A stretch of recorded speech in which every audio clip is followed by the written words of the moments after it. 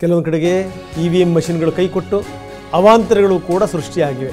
ಕಲ್ಮಂಗಿ ಗ್ರಾಮದ ಮತಗಟ್ಟೆಯಲ್ಲಿ EVM machine ಕೈಕೊಟ್ಟಿದೆ. Raichur ಜಿಲ್ಲೆಯ ಸಿಂಧನೂರು ತಾಲೂಕಿನ ಕಲ್ಮಂಗಿ. ಹೀಗಾಗಿ ಬೆಳಗ್ಗೆ 8:30 ಆದರೂ ಕೂಡ ಮತದಾನ ಆರಂಭ ಆಗಿರಲಿಲ್ಲ. ಮತ ಚಲಾಯಿಸಲಿಕ್ಕೆ ಜನ ಸಾಲುಗಟ್ಟು ನಿಂತಿದ್ದರು. ಯಾಕಂದರೆ ಆ ಕಡೆ ಭಾಗದಲ್ಲಿ ನಾವು ನೋಡ್ತೀವಿ ವಿಪರೀತವಾದಂಥ ಬಿಸಿಲು. ಹೀಗಾಗಿ ತಂಪನೊತ್ತಲ್ಲೇ ಬಂದು ಹೇರ್ ಲಾಸ್ಗೆ ಮೆಡಿಸಿನ್, ಹೇರ್ ಗ್ಲೋಗೆ ಜೆಲ್, ಡ್ಯಾಂಡ್ರಫ್ಗೆ ಶಾಂಪೂ, ಇದ್ಯಾವುದು ನನಗ್ ಬೇಡ. ಸಾಮ್ರಾಟ್ ಸೀಗೆಕಾಯಿ ಪೌಡರ್ ಕೂದಲಿಗೆ ನೈಸರ್ಗಿಕ ಆರೈಕೆ ನೀಡಿ ಆರೋಗ್ಯ ಕಾಪಾಡುತ್ತೆ. ಸಾಮ್ರಾಟ್ ಸೀಗೆಕಾಯಿ powder for strong, soft and shiny hair. ಮತದಾನ ಮಾಡಿ ಹೋಗಬೇಕು ಅಂತ ಜನರ ಮನಸ್ಸಲ್ಲಿರುತ್ತೆ. ಆದರೆ ಕೆಲವೊಂದು ಸಂದರ್ಭದಲ್ಲಿ ಮಷಿನ್ಗಳು ಕೈ ಕೊಟ್ಬಿಡ್ತವೆ. ನೀವೇನೇ ಪರೀಕ್ಷೆ ಮಾಡಿ ಏನೇ ರೆಡಿ ಮಾಡಿ ಇಟ್ಟಿದ್ರೂ ಕೂಡ ಕೆಲವೊಂದು ಸಂದರ್ಭಗಳಲ್ಲಿ ಎಡವಟ್ಟುಗಳಾಗ್ತವೆ. ಕಲ್ಮಂಗಿ ಗ್ರಾಮದಲ್ಲಿ EVM ಮಷಿನ್ ಕೈ ಕೊಟ್ಟಿದೆ. ಸಿಂಧನೂರು ತಾಲೂಕಿನ ಕಲ್ಮಂಗಿ ಗ್ರಾಮ, ಅಲ್ಲಿನ ಮತಗಟ್ಟೆಯಲ್ಲಿ ಜನ ಸಾಲುಗಟ್ಟಿ ನಿಂತಿದ್ದರು. ಆದರೆ 8:30, 8:45 ಆದರೂ ಕೂಡ ಮತದಾನ ಅಲ್ಲಿ ಆರಂಭ ಆಗಿರಲಿಲ್ಲ. ನಾವು ತೋರಿಸ್ತಾ ಇದ್ದೀವಿ ಎಲ್ಲೆಲ್ಲಿ ಯಾವ್ಯಾವ ರೀತಿ ಇದೆಲ್ಲವೂ ಕೂಡ ಇವು EVM ಮಿಷಿನ್ ಕೈ ಕೊಟ್ಟಿರುವಂಥ ದೃಶ್ಯಾವಳಿಗಳೇ. ಬೆಳಗಾವಿ, ಕಾರವಾರ, ರಾಯಚೂರು ನೋಡಿ ಅದನ್ನು ಸರಿ ಮಾಡುವಂಥ ಪ್ರಯತ್ನವನ್ನು ಮಾಡ್ತಾ ಇರ್ತಾರೆ. ಮೊದಲೇ ಅವರಿಗೆ ಒಂದು ಟ್ರೈನಿಂಗನ್ನು ಕೂಡ ಕೊಟ್ಟಿರ್ತಾರೆ. ಅದರ ಪ್ರಕಾರ ಅಧಿಕಾರಿಗಳು ಕೂಡ ಪ್ರಯತ್ನ ಪಡ್ತಾ ಇದ್ದಾರೆ. ಬೆಳಗಾವಿ, ಕಾರವಾರ, ರಾಯಚೂರಿನ ದೃಶ್ಯಾವಳಿಗಳನ್ನು ನಾವು ತೋರಿಸ್ತಾ ಇದ್ದೀವಿ. ಈ ಮೂರೂ ಕಡೆಗೆ ಮತಯಂತ್ರಗಳು ಕೈಕೊಟ್ಟಿವೆ.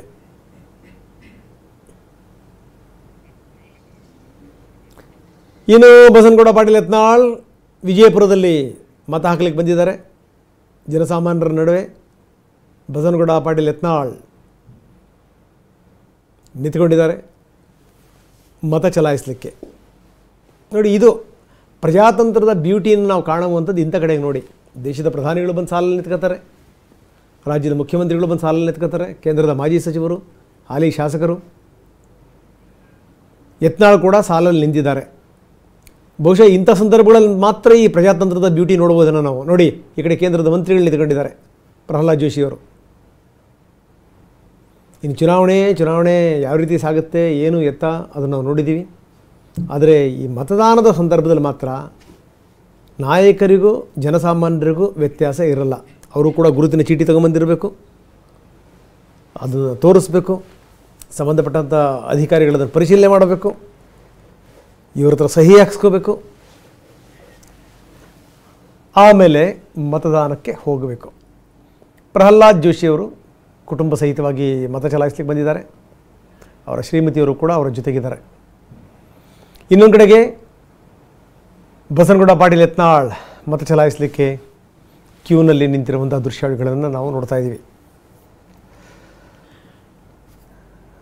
ಬೆಳಗ್ಗೆ ಒಂದು ಒಳ್ಳೆಯ ಸ್ಪಂದನೆ ಇದೆ ಬೇರೆ ಬೇರೆ ಭಾಗದಲ್ಲಿ. ಕೆಲವೊಂದು ಕಡೆಗೆ ಏನಂದರೆ ಈ ಸಣ್ಣ ಪುಟ್ಟ ದೋಷಗಳು ಯಂತ್ರಗಳಲ್ಲಿ ಬರ್ತವೆ. ಅದನ್ನು ಹೊರತುಪಡಿಸಿ ಎಲ್ಲ ಕಡೆಗೂ ಕೂಡ ಉತ್ತಮ ಸ್ಪಂದನೆ ವ್ಯಕ್ತವಾಗ್ತಾ ಇದೆ. ಹೇಳಿ ಕೇಳಿ ಈಗ ಕರ್ನಾಟಕದ ಉತ್ತರ ಭಾಗದಲ್ಲಿ ಹೆಚ್ಚೆಚ್ಚು ಮತದಾನ ಆಗಬೇಕು. ಉತ್ತರ ಭಾಗದಲ್ಲಿ ಯಾರು ಗೆಲ್ತಾರೆ, ಉತ್ತರ ಪಥೇಶ್ವರ ಯಾರಾಗ್ತಾರೆ, ವೆರಿ ಇಂಪಾರ್ಟೆಂಟ್. ಯಾಕಂದರೆ ಈಗಾಗಲೇ ದಕ್ಷಿಣ ಪಥೇಶ್ವರ ಯಾರಾಗಬೇಕು ಅಂತ ಭವಿಷ್ಯವನ್ನು ಬರೆದಿಟ್ಟಾಗಿದೆ ಮತದಾರ. ಅವೀಗ ಯಂತ್ರಗಳಲ್ಲಿ ಭದ್ರವಾಗಿದೆ ಅವರ ಭವಿಷ್ಯ. ಈಗ ಉತ್ತರದಲ್ಲಿ 14 ಕ್ಷೇತ್ರಗಳಿಗೆ ನಡೀತಿರುವಂಥ ಚುನಾವಣೆ, ಮತದಾನ ಬೆಳಗ್ಗಿನಿಂದ ಬಿರುಸಾಗಿ ಸಾಗ್ತಾ ಇದೆ. ಎಲ್ಲ ಕಡೆಗೂ ಕೂಡ ಜನರದ್ದು ಉತ್ತಮ ಸ್ಪಂದನೆ ಇದೆ. ಯಾಕಂದರೆ ಹೇಳಿ ಕೇಳಿ ಆ ಕಡೆ ಭಾಗ ನೀವು ದಾವಣಗೆರೆಯಿಂದ ಶುರುವಾಗುತ್ತೆ, ದಾವಣಗೆರೆಯಿಂದ ಚಿತ್ರದುರ್ಗ ತನಕ ಆಗಿದೆ. ಅದರ ಮುಂದುವರೆದ ಭಾಗ ಚಿಕ್ಕೋಡಿನಲ್ಲಿ ಅಣ್ಣಾ ಸಾಹೇಬ್ ಜೊಲ್ಲೆ ಮತ್ತು ಪ್ರಿಯಾಂಕಾ ಜಾರಕಿಹೊಳಿ ಕಣಕ್ಕಿಳಿದಿದ್ದಾರೆ.